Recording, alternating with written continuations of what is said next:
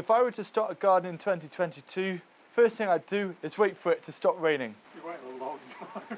Even though technically I am starting a new garden this year, I've outlined 7 steps that are going to really help you to push through any overwhelm that you have and to make sure that you have as much fun and success as possible. The first step never changes, and I always say this to every new gardener. Before you even go about buying seeds, filling containers, worrying about what tools you need to get, the first thing that you've got to do that's going to be the best investment and bring you the best returns is to start creating your own compost today. Compost for the garden is as important as the battery is for the camera that's recording right now. Without compost, you're not going to have a garden that works. Creating compost is so easy. All you need is 1 bucket of these materials and then 1 bucket of those materials, and you just chuck them into your compost bin using that ratio of 1:1 until it fills up. Turn this pile every 2 to 3 weeks with a fork and you should have beautiful compost in 5 to 6 months. You don't even need to use a compost bin, you can do it straight on the ground. Aim for a pile about 1.2 meters wide, 90 centimeters tall. Just keep turning it, mounting it back up, and you're still going to be able to make compost and save yourself a load of money buying compost bins. The only tip that I'd give to people who've never made compost before is to add as many different ingredients into the compost as possible.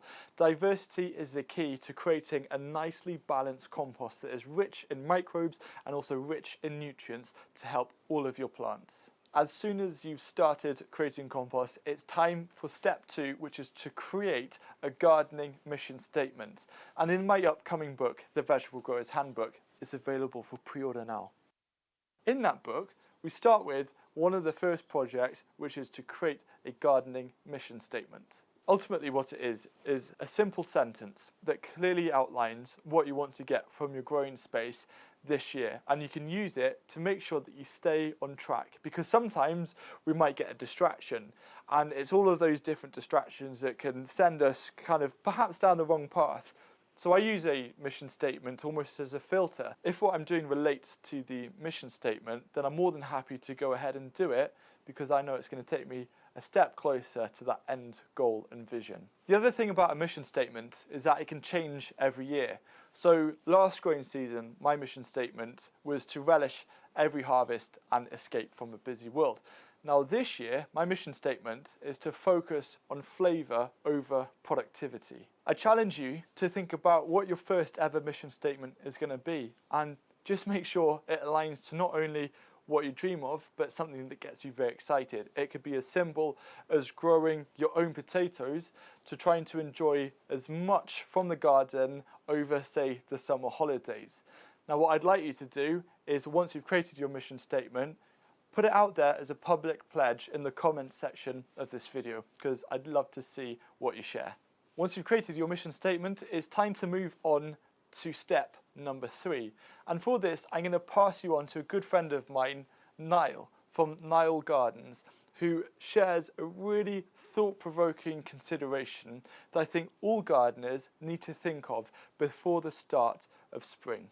A couple of years back, I heard for the first time someone use an old Chinese proverb, which was, "The best fertilizer is the gardener's shadow." And I really love that, because it's true. Just being out in the garden is the best way to see what's changing, what needs to be done, what can be harvested, and the best way to visualize ideas for the future. I believe that gardening and growing should be something that's uplifting, and turning it into work can shift your mindset into a very different place, which may actually put you off from even going out to tend your garden. But there's a solution, and that's to search out or create your own spaces, corners, and moments that you want to be in. For me, when it comes to starting a garden, it's not just an add-on to create a space that's attractive that you want to be in. It's an absolute fundamental. It's what I constantly try to achieve here in my own garden, and what I always encourage other people to do. I'm drawn to attractive, organised, designed spaces. So when I created my vegetable garden, I made sure that it ticked all of those boxes. Just as nourishing as the food or plants you grow are for your body, enjoying the outdoor space you're in is nourishing for your spirit, or at least it should be. But it also helps you get the important day-to-day tasks done too, because having somewhere that you really love being in is going to draw you into that place more often, even if it's just sitting here with a cup of tea. Then you'll spot little jobs that can be accomplished quickly, breaking down the workload and making all of the practical elements of growing so much easier and enjoyable. If you've taken on an established garden, search out and build on those already existing beautiful spots.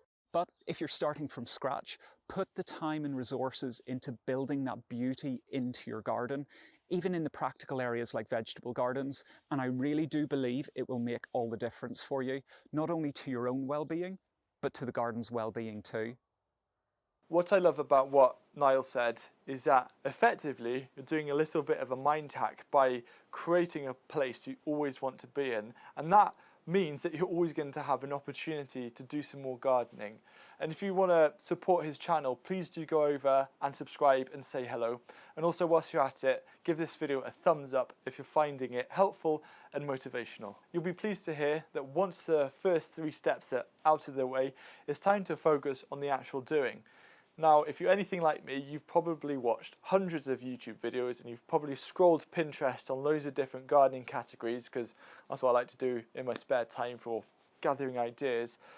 What you want to do now is to take your core ideas and whittle them down into how can you apply this into your own space. You really want to take your time with this process because you're putting in those steps to create the garden infrastructure that's going to make everything else much easier down the line. It's almost like getting a table laid ready before serving some food. You have everything ready, so as soon as the food comes out, it's on your plate, you can get going and eating, no waiting about. So really spend a little bit of time whilst doing this, creating your space. Now this process sounds easy, but there are definitely going to be times where you think, actually, I don't know where to put this compost bin, or I'm not sure what size container I should use. And this is where step 5 comes in to save the day. Step 5 is where you'll start to feel everything come together. So gardening is a new skill, and for any skill, whatever you're undertaking, you've got to understand the core foundation on which you're going to build all your knowledge. And what I've done is I've created a free online course, completely free audio course with Liz Zorab, where it's literally the first time veg gardener audio course to give you every single core fundamental to help kind of hold your hand on this new journey of yours and to make sure that you don't fall into any kind of key pitfalls that a lot of new gardeners do, and to also reach those successes a little bit sooner. The link to this course can be found in the video description, and the lesson about nature's influence is particularly important to listen to. Once you have that rough overview of the core fundamentals and pillar stones of what gardening is, the only other thing you need to worry about is the just-in-time method of learning. So rather than trying to learn everything up front and reading all of the gardening books, what just-in-time offers is whenever you reach a question you have, or a skill that needs learning, or a potential challenge to overcome, you research that so it's nice and clear, and then you put it into practice right away. And chances are that's going to stick with you a lot more than just doing the theory, because you're bringing the theory and practical together. And over time, you're going to be really surprised with how quickly your gardening knowledge is naturally going to increase and improve as you do this method. And very soon you'll start seeing different patterns all joining together. So in your second gardening season, you'll be ready to hit the ground running. Step 6 is to create a very simple planting plan. The main reason why this is so important is I found without a plan, it's really easy to fill up all of your space and then suddenly realize that you've got a lot of other things that you want to plant and there's nowhere to fit it in. So all you need to do is have your mission statement, and then you want to visualize how you want your garden to look in, say, July or August. What kind of crops, what things are you growing there? You can even, if you want to grow some ornamentals, include those in the list and make a list of all of these things. And then all you do, and this is when you bring in the just-in-time method, is you come back to where you're at today, work out the timings and create a very simple bullet point to-do list for each month. So for example, if you want to grow potatoes in containers and you want to have your first harvest in July, you bring it back to, say, March, to-do list, buy the potatoes, plant them up in a bucket, easy peasy. Then in April, make sure that they're watered, and so on. By creating a to-do list, it acts as your accountability partner. It gives you the timings, everything on a plate for you to have a nice, smooth season. If you're feeling artistic, you can also create a very rough bird's eye plan of your growing space, including all your containers and pots, etc. And then write what you want growing in those, and that can align with your to-do list. So you've got that visual asset, but also that assistant accountability asset. It's now time for the last step. Step number 7 is a really easy one. It's to focus on getting that first harvest. When you have that first harvest under your belt, not only do you experience that amazing feeling of growing your own food, it boosts your confidence, and it also opens you up to a whole world of possibilities. If you want your first ever harvest in as little as 2 weeks and you have a sunny windowsill, then pea shoots are a must. Now, at the moment it is February, and if you do feel ready to start sowing, there isn't that much to get started. However, I've created this list of 7 most productive edible crops to start sowing this month to help get you on your way.